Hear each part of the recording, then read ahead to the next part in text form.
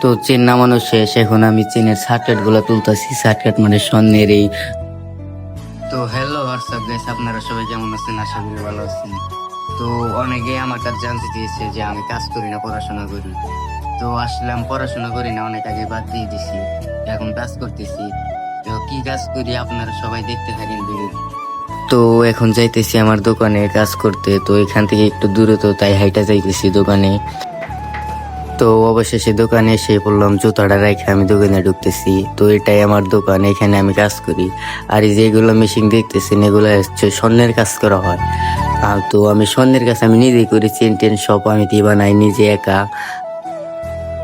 তো আমি কাজের জন্য প্রস্তুত হয়ে নিচ্ছি। তো এখন আমি কাজ করব, আপনাদের দেখাবো কিভাবে স্বর্ণের চেন তৈরি করা হয়, সেটাই আপনাদের আমি এখন দেখাবো।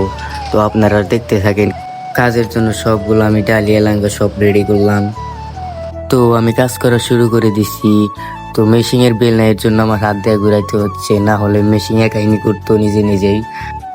তো আপনাদের হাই ক্লাস দিয়ে দেখাই কিভাবে চেন তৈরি করা হয়। দূর থেকে ক্যামেরায় বোঝা যায় না, তো এর জন্য হাই ক্লাস দিয়ে দেখাচ্ছি আপনাদের। এই যে এইভাবে চেন তৈরি হয়, এই যে নিচে চেন নেমতেছে।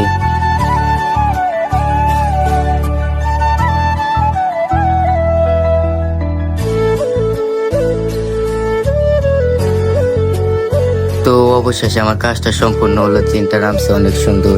তো চেনটা আমি গোছাচ্ছি, অনেক লম্বা চেন। তো প্রায় 2 ভরি হবে চেনটা, স্বর্ণের ওজন। তো চেন নামানো শেষ, এখন আমি চেনের সার্কিট গুলা তুলতেছি। সার্কিট মানে স্বর্ণের এই গুড়া, ওইগুলা সার্কিট খুলতেছি আমি এখন মেশিন থেকে।